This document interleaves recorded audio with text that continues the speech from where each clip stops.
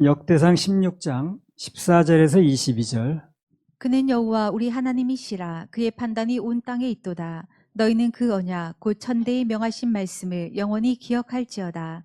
이것은 아브라함에게 하신 언약이며 이삭에게 하신 맹세며 이는 야곱에게 세우신 율례 곧 이스라엘에게 하신 영원한 언약이라. 이르시기를 내가 가나안 땅을 내게 주어 너희 기업의 지경이 되게 하리라 하셨도다. 때에 너희 인수가 적어서 매우 영성하며 그 땅의 객이 되어 이 족속에게서 저 족속에게로 이 나라에서 다른 민족에게로 유리하였도다.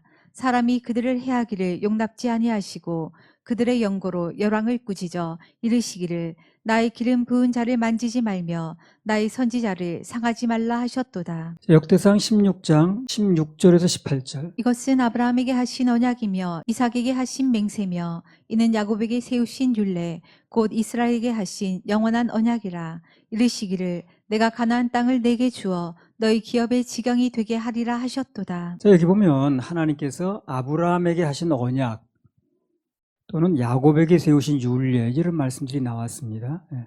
일단 무슨 언약들이냐 하면요, 그런 겁니다.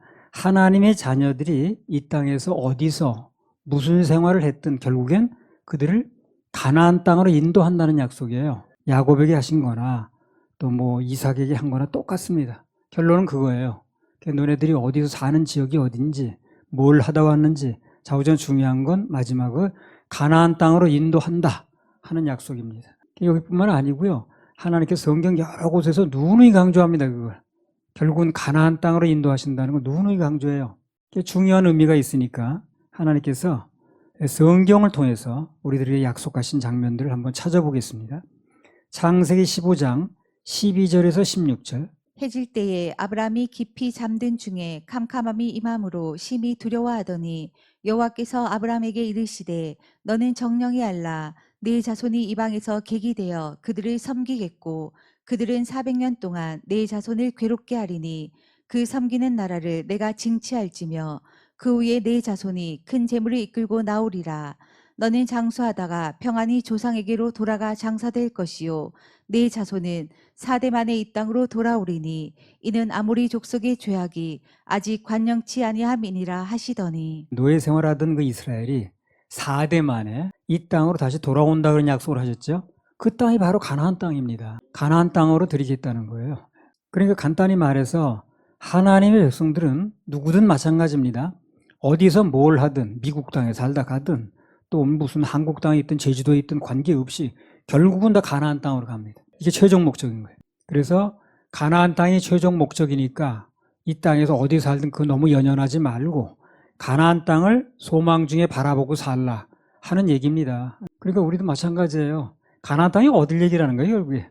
천국을 얘기하는 겁니다. 그래서 뭐 우리가 이 땅에서 뭘 하고 살든 어디 살든 이제 그 뭐 있겠죠. 그런데 중요한 건 결론은 다 똑같아요. 다 천국으로 인도되는 거예요. 구원 받으면. 그래서 언제든지 우리는 결론이 약속하신 가나안 땅으로 인도되는 거니까 그 땅을 바라보고 소망 중에 살라는 얘기입니다. 또 이 말은 또 지금 어떤 일을 당하든 결국은 합력선이죠. 천국 가는 거니까 전화위복으로 만들어 주신다는 그런 뜻도 있는 겁니다. 합력선, 전화위복. 이런 말씀은 참 감사한 말씀이에요. 우리가 지금 어디서 뭘 하든 결국 우리는 가나안 땅으로 인도된다는 거, 그게 참 소망적 아닙니까? 너네가 지금 뭘 하고 뭘 이루고 살든 결국은 나쁜 데로 가는 거야. 그러면 소망이 없는데 결국은 너네가 천국으로 가는 거야. 그를 인도할 거야 하는 이 약속이 얼마나 감사하냐고요. 참 이거 몰라서 그래도 너무 감사한 거 이게. 창세기 26장 2절에서 5절. 여호와께서 이삭에게 나타나 가라사대 애굽으로 내려가지 말고 내가 네게 지시하는 땅에 거하라. 이 땅에 유하면 내가 너와 함께 있어 내게 복을 주고 내가 이 모든 땅을 너와 네 자손에게 주리라. 내가 네 아비 아브라함에게 맹세한 것을 이루어 네 자손을 하늘의 별과 같이 번성케 하며 이 모든 땅을 네 자손에게 주리니 네 자손을 인하여 천하 만민이 복을 받으리라.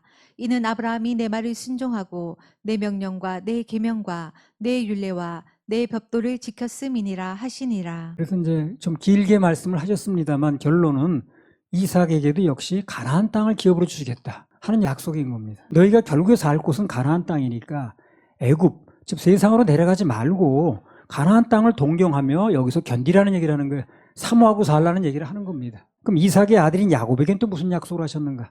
똑같아요. 창세기 28장 13절에서 15절. 또 본즉 여호와께서 그 위에 서서 가라사대 나는 여호와니 너희 조부 아브라함의 하나님이요 이삭의 하나님이라. 너 누운 땅을 내가 너와 네 자손에게 주리니 네 자손이 땅의 티끌같이 되어서 동서남북에 편만할지며 땅의 모든 족속이 너와 네 자손을 인하여 복을 얻으리라.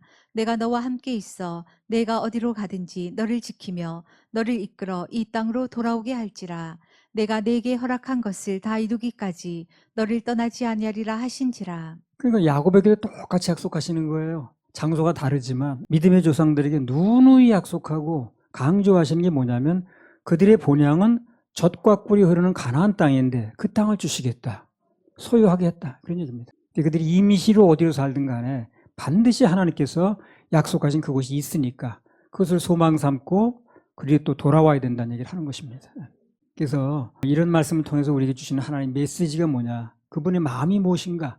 우리 하나님의 자녀들은 이 땅 어디서 뭘 하고 살든 호주에 살든 싱가포르 살든 한국에 살든 돌아가야 될 본향은 거기가 아니고 영적인 가나안 땅, 아름다운 본향, 천국이라는 것입니다. 항상 그 천국을 염두에 두고 살아야 되는 우리 갈 땅이 거기라는 거. 그래서 눈의 얘기를 하는 거예요. 이 땅에서 몇 년 더 사는 거 뭐 그냥 그거 너무 염두에 두지 말고 왜 이 땅에 몇 년 더 살아본 분들 여기 영원히 사는 게 아니기 때문에 결국 옮겨야 돼요. 이사 가야 됩니다. 그래서 영원히 살 땅으로 이사를 가야 되기 때문에 영원히 어디서 살 것인가 이걸 염두에 두고 준비하는 게 중요하지. 지금 이 땅에서 몇 년을 더 버티느냐가 중요한 게 아니라는 거예요. 물론 사명이 있어 몇 년 더 살다가 사명 감당은 좋겠죠. 상급을 쌓을 수 있는 기간이 된 거니까. 그러나 그게 근본적인 목적이 아니고 우리 근본 목적은 영원히 살 땅이 어딘가, 그 영원히 살 땅에서 어떻게 살 것인가, 어떤 위치가 될 것인가 이걸 염두에 두고 지금 준비하는 게 중요하다는 거예요. 막연히 여기서 몇 년 더 사는 게 중요한 게 아니라는 거예요. 누누이 얘기를 하는 겁니다. 그래서 우리 돌아갈 땅은 영원히 살 땅은 가나안 땅이라는데 그것을 인도하시겠다고 아브라함에게도 약속하시고 이삭에게도 약속하시고 야곱에게도 약속하시고 계속 약속하시는 거예요. 대대손손 얘기하는 거예요. 그렇다면 우리에게도 마찬가지지. 그래서 그것이 우리들에게 주시고자 하는 최후의 기업이니까 그것을 사모하고 살라는 거예요. 이 땅에서 몇 년 더 사는 거 그걸 너무 사모하지 말고 어떤 본문을 보든 거기에서 이제 아버지의 뜻을 발견하는 게 중요해요. 아, 하나님 이런 마음을 가지고 이 본문을 쓰셨구나.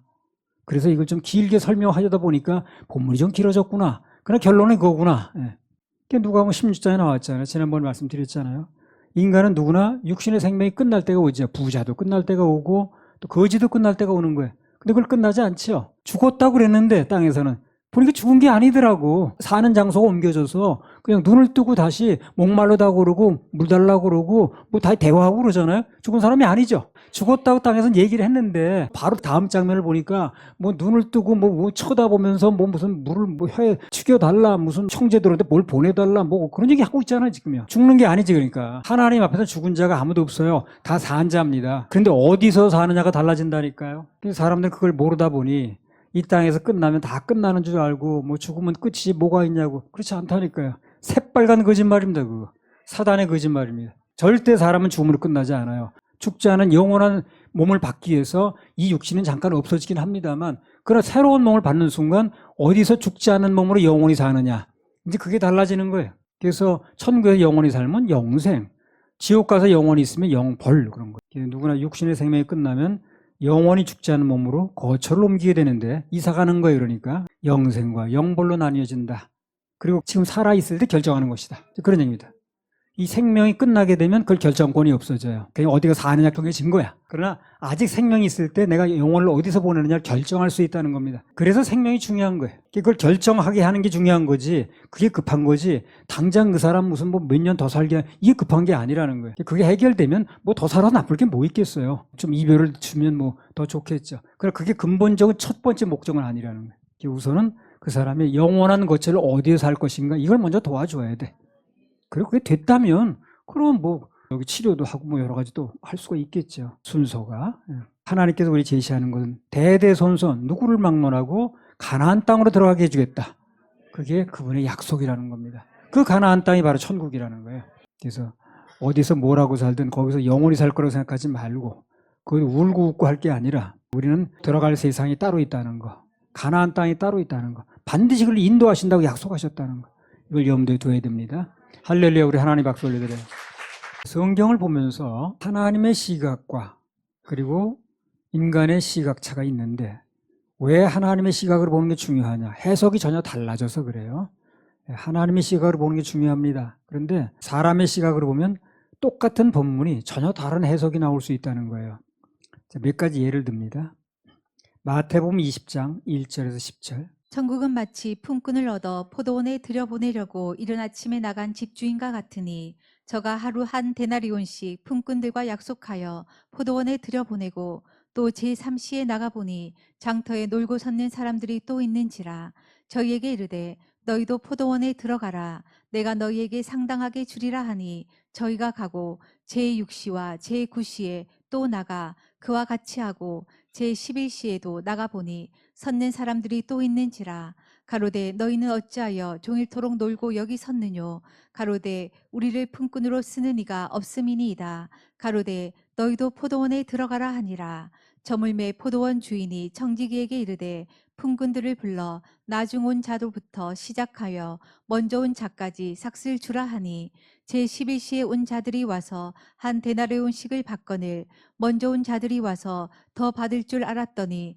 저희도 한 데나리온씩 받은지라.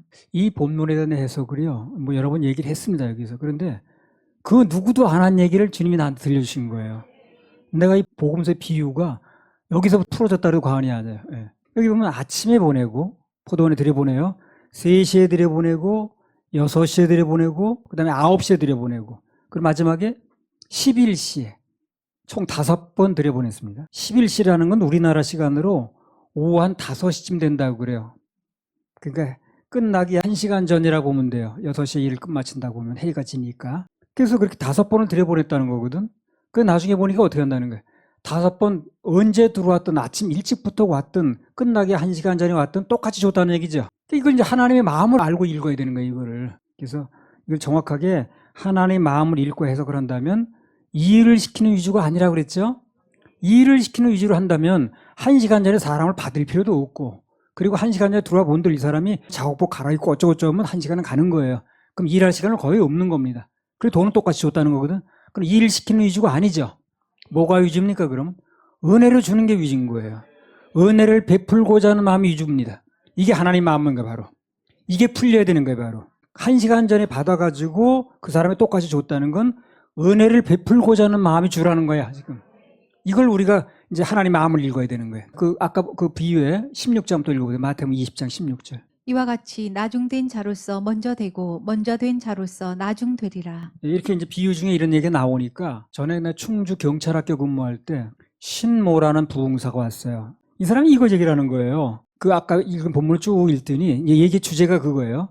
이와 같이 결론이 이거라는 거예요. 이 얘기가. 이와 같이 나중된 자로서 먼저 되고 먼저 된 자로서 나중되리라. 이게 결론이란 얘기지. 그래서 이걸 결론으로 해야지 막 얘기를 하는 거예요. 그러니까 나중된 자가 먼저 될 수 있고 먼저 된 자가 나중될 수 있으니까 먼저 됐다고 생각하는 사람, 좀 일찍 왔다고 생각하는 사람, 먼저 뭐 직분 받았다고 하는 사람은 조심하라는 거예요. 겸손하라는 거야. 이렇게 결론을 내는 거예요. 그래서 이와 같이 나중된 자로서 먼저 되고 먼저 된 자로서 나중될 수 있으니까 먼저 됐다고 생각하는 사람, 뭔가 좀 먼저 뭘 받았다고 생각하는 사람은 겸손해라. 안 그러면 나중될 수 있으니까. 근데 내가 볼 때 그게 아닌데, 그 얘기가 아닌 거예요, 지금. 그 얘기도 뭐 나오긴 합니다만, 그거보다는 더 중요한 건 나중된 자라 할지라도 어떻다는 거예요. 똑같이 받을 수 있다. 하나님의 마음을 표현하는 거거든. 하나님의 은혜를 표현하는 거거든. 이걸 강조해줘야 되는데 사람이 하는 일을 강조하는 거야. 겸손하라고 그러고 뭐 잘났다고 그러지 말고 잘난 척하지 말고 뭐 무슨 나서지 말고 뭐 이런 식으로 얘기를 하는 거야. 뭐 그런 얘기도 뭐 전혀 틀린 얘기라고 볼 수는 없습니다만, 그냥 여기에 대한 하나님 마음은 그거라는 거예요. 끝나기 1시간 들어와서 일할 거리가 없다 할지라도 똑같이 주는 은혜의 마음. 하나님은 은혜다. 예수 그리스도가 우리를 대하는 것은 기본은 은혜다라는 걸 얘기를 하는 거거든. 성경을 어떻게 보느냐에 따라 똑같은 본문이에요. 그 사람 본 성경이나 내가 본 성경이나 성경은 다르지 않아요. 근데 해석을 그렇게 해버리니까, 그러니까 하나님의 은혜를 원래 갚버리고 1시간 전에 부른 사람 그 하나님 마음을 원래 갚버리고 열심히 해야 된다 그러니까 겸손해야 된다 이런 얘기만 하고 끝나는 거야. 사람이 뭘 해야 된다는 얘기만 끝나는 거야. 자, 마태복음 18장 23절에서 35절. 이러므로 천국은 그 종들과 회개하려 하던 어떤 임금과 같으니 회개할 때에 1만 달란트 빚진 자 하나를 데려오매 갚을 것이 없는지라 주인이 명하여 그 몸과 처와 자식들과 모든 소유를 다 팔아 갚게 하라 한데 그 종이 엎드려 절하며 가로되 내게 참으소서 다 갚으리이다 하거늘 그 종의 주인이 불쌍히 여겨 놓아 보내며 그 빚을 탕감하여 주었더니 그 종이 나가서 제게 100데나리온 빚진 동간 하나를 만나 붙들어 목을 잡고 가로되 빚을 갚으라 하매 그 동간이 엎드려 간구하여 가로되 나를 참아 주소서 갚으리이다 하되 허락하지 아니하고 이에 가서 저가 빚을 갚도록 옥에 가두거늘 그 동간들이 그것을 보고 심히 민망하여 주인에게 가서 그 일을 다 고하니 이에 주인이 저를 불러다가 말하되 악한 종아 내가 빌기에 내가 내 빚을 전부 탕감하여 주었거늘 내가 너를 불쌍히 여김과 같이 너도 내 동간을 불쌍히 여김이 마땅치 아니하냐 하고 주인이 노하여 그 빚을 다 갚도록 저를 옥졸들에게 붙이니라. 너희가 각각 중심으로 형제를 용서하지 아니하면 내 천부께서도 너희에게 이와 같이 하시리라. 이제 사람 위주의 해석을 한다면 그 형제를 용서하라는 얘기죠. 그렇죠? 용서해. 우리 용서하자면 하면 너도 그렇게 못 나오는 거예요. 거기서. 그래서 사람에게 초점을 맞추면 형제를 용서해라. 그런 초점이 맞춰지겠죠. 그런데 이걸로 끝나면 안 된다는 거예요. 그런 얘기 끝나면 이 도덕 얘기하고 똑같은 거예요. 그러면 도덕에 무슨 뭐 사람들 좋은 일 해야 돼. 너 나쁜 일 하면 안 돼. 저 용서해 줘야 돼. 그 얘기나 똑같은 거예요. 성경은 거기서 끝나는 게 아닌 거예요. 그 뒤에 있는 하나님 마음을 읽을 수 있어야 돼. 그리고 하나님 마음을 전달을 해줘야 돼. 그거를. 물론 용서해 주라는 얘기가 없는 건 아니에요. 용서하지 말고 그냥 막 계속 하라 그런 얘기가 아니라 용서해 준다는 얘기도 되긴 합니다만 그걸로 끝나버리면 그 뒤에는 하나님 마음을 못 알아듣는다는 거예요. 우리가. 그래서 이걸 이제 하나님 마음을 중심으로 해석을 다시 한다면 그러니까 그렇게 중심으로 용서를 해줘야 된다는 얘기를 하는 거죠. 그럼 그 말 속에 뭐가 들어있을까요? 하나님이 우리를 그렇게 중심으로 용서해 준다는 말씀이 들어있는 거예요. 그런 얘기입니다. 그러면 그렇게 너네가 중심으로 용서해 줘야 돼 라고 강조하시는 분이 그분이 우리를 중심으로 용서 안 해줬단 말이 안 되죠. 그러면 말이 안 되잖아요. 그러니까 우리가 그들을 용서해 줘야 돼 하는 말로 끝날 게 아니라 그래서 하나님이 우리를 중심으로 용서하신다는 그 마음이 들어있다는 거예요. 그래서 그분 안에 들어오면 중심의 용서가 되기 때문에 내가 무슨 죄를 지었든 어떤 일을 벌렸든 지난 여름에 무슨 일을 했든 관계없이 우리는 용서가 된다는 얘기를 하는 거예요. 이렇게 해줘야만 하나님 마음이 전달되는 거예요. 아니 출애굽기 16장인데 거기도 보면 여호수아가 싸울 때 모세가 산에 올라가서 기도를 하잖아요. 그 손이 자꾸 내려오니까 아론인가 손을 옆에서 잡아주잖아요. 잡아줄 땐 좋은데 계속 잡을 수 없잖아요. 사람이. 그러니까 내려올 때가 있는 거예요. 그러니까 이것도 사람이 줘서면 그 지도자를 옆에서 잘 받들어줘가지고 그러니까 아론과 훌처럼 도와주라는 얘기인데 그걸로 끝나게 되면 하나님 마음을 또 모르는 거예요. 그게 아론과 훌처럼 도와주는 게 그게 한계가 있는 거고 결론적으로 대대로 여호와께서 싸우시라 그랬지 아말렉과. 그분이 싸워줘야 된다는 얘기라는 거예요. 그래야 안심이 되지. 그걸 인간이 도우는 것 때문에 끝난다 그러면 언제까지 도와줘 그거를. 언제까지 들고 있냐고. 그 사람 팔은 안 아픈가 그럼. 결론은 대대로 하나님께서 아말렉과 싸운다. 그분이 싸워주신다는 거. 이게 그분의 마음인 거예요. 이걸 전달해 줘야 되는 거예요. 그리고 그걸 전달 받을 때 안심이 되는 거예요. 내가 뭘 해야 되는구나. 내가 열심히 섬겨야 되는구나. 이걸 끝나버리면 내 짐만 되는 거예요. 결국. 그래서 모든 해석은 하나님 마음을 알고 그 마음을 전달하는 해석이 돼야 되는 거예요. 그러면 그 사람이 할 일 이상의 얘기가 나오는 거예요. 그리고 그 얘기가 내게 전달될 때 마음이 안심이 돼요. 그렇구나.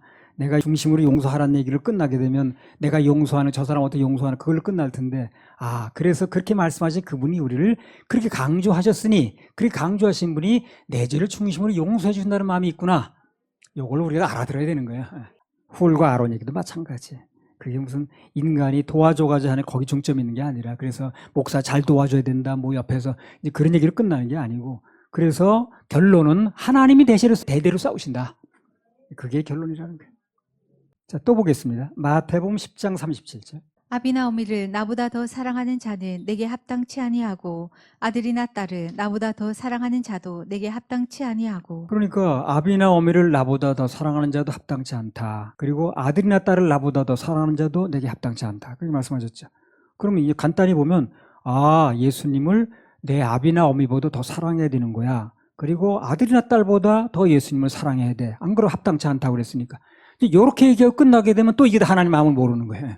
겉만 앓는 거예요. 그러니까 수박. 속의 맛을 모르는 거지. 그래서 여러분 예수님도 사랑해야 돼요. 아비나 어미보다, 그리고 아들이나 딸보다 예수님도 사랑해야 돼요. 이런 얘기를 끝나버리면 그거는 사람이 할 일만 남는 거예요. 그래서 이게 어떻게 보기엔 아이고 그럼 하나님께서 예수님께서 육신의 아버지보다도 예수님도 사랑하고 아들보다도 예수님도 사랑하고 그럼 좀 욕심 아니셔? 이렇게도 해석할 수도 있거든. 물론 그런 뜻도 있지만 그러나 그 이상의 얘기는 뭐냐?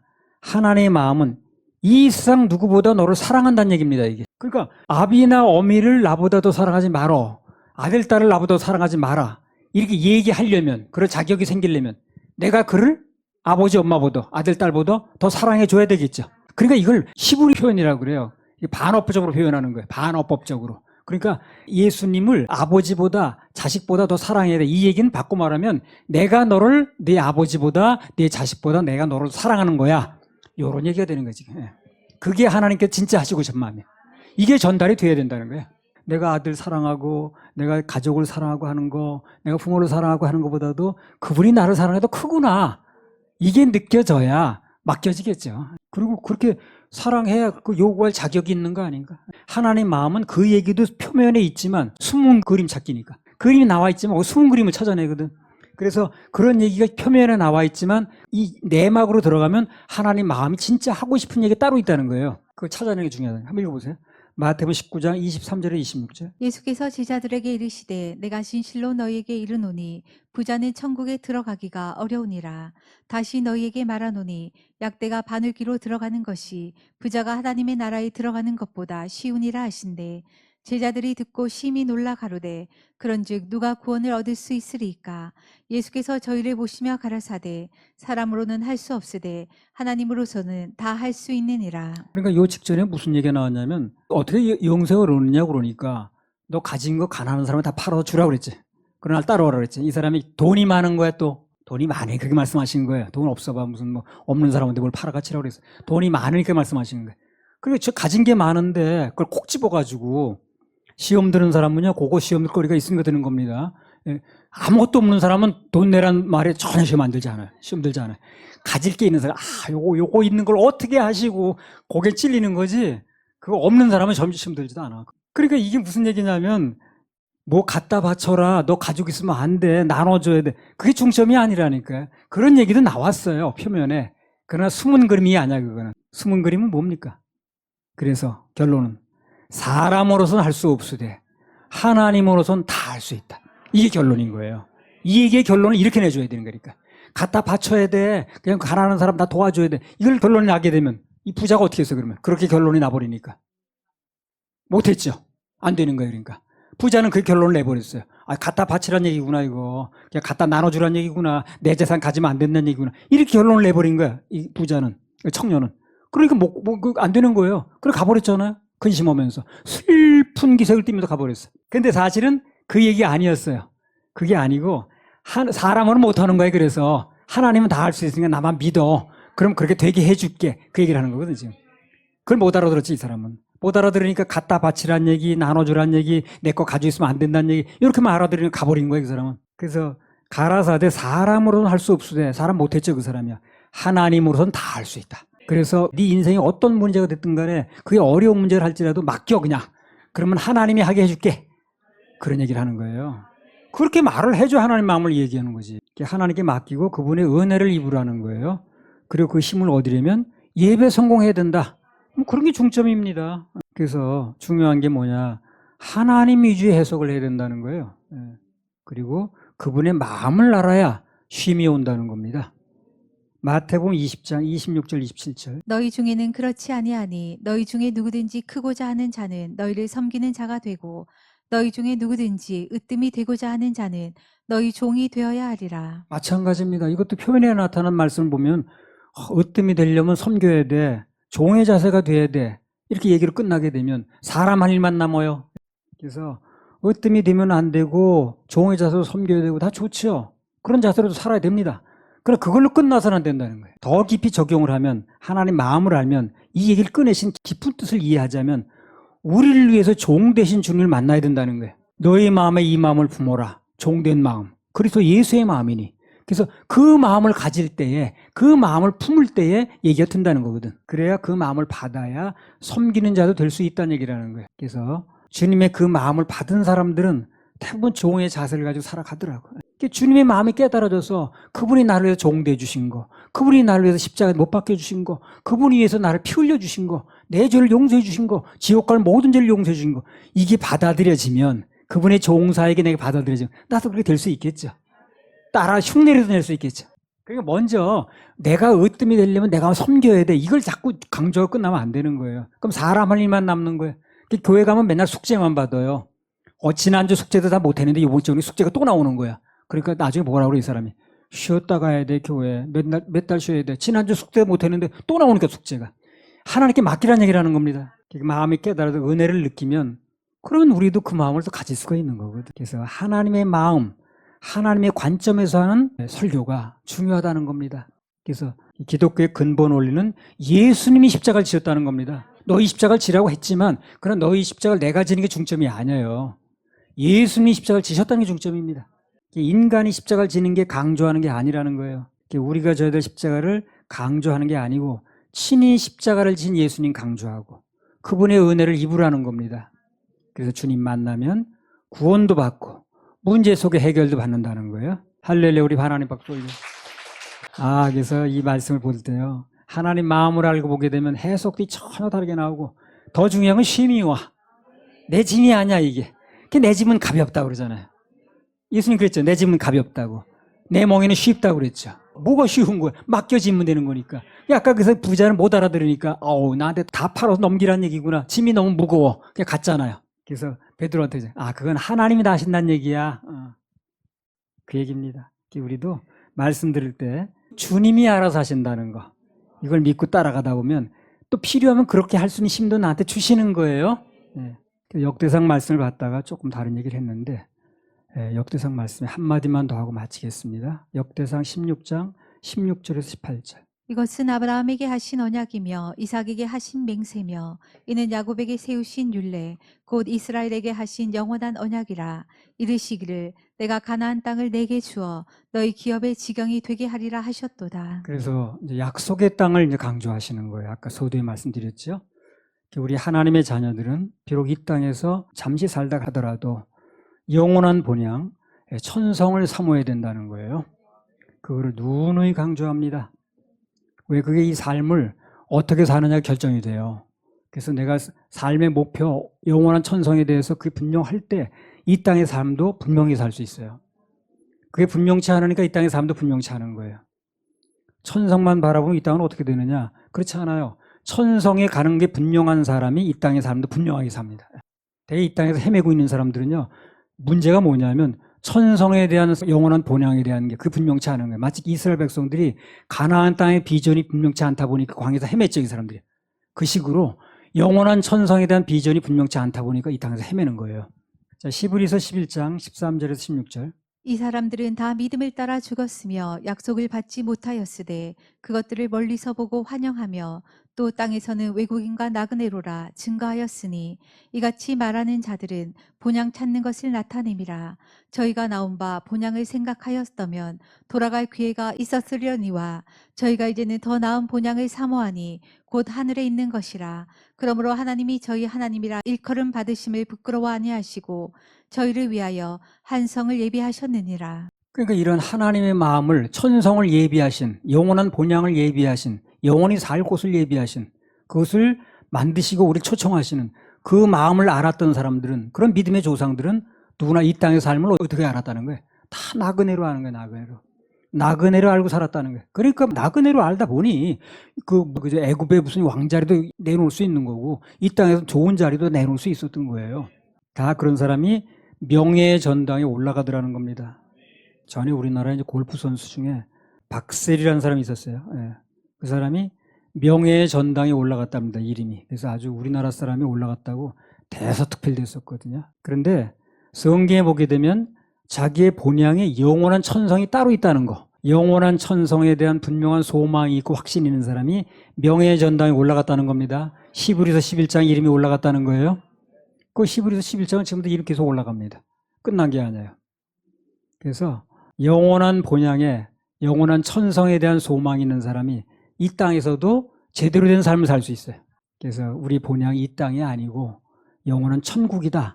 그것을 알고 살다 보면 저절로 믿음장에 올라가는 겁니다. 그 사람이. 그러니까 여러분도 그렇게 살면 믿음장에 올라갑니다. 성경이 계속 쓰이지 않았을 뿐이지 성경은 계속 기록되고 있어요. 하나님의 성경은 계속 기록되고 있습니다. 히브리서 11장을 끝난 게 아니라는 거예요. 끝난 게 아니고 오늘도 계속해서 쓰여지고 있습니다. 지금도 누군가 또 올라가고 있어요. 이름이. 거기 올라가면 최고 잘하는 거예요. 영광입니다. 거기 올라가는 게. 이 땅에서 명예전당에 올라가 본들 그게 무슨 그렇게 의미가 있는지. 그러나 하나님의 명예전당에 올라가면 거기 이름이 쓰여지면 대단합니다. 그거는. 그래서 우리 생수원의 서울교회가 그곳에 이름이 올라가는 사람이 많길 바랍니다. 그래서 오늘은 하나님께서 영원한 가나안 땅이 그분이 인도하실 땅이다. 최종 목적지다 하는 걸 이제 말씀하셨는데 그것을 통해서 우리가 영원한 본향을 사모하자. 이런 주제로 말씀을 드렸어요. 그 마음을 아는 게 중요하다. 할렐루야. 우리 하나님 박수 올려드려요.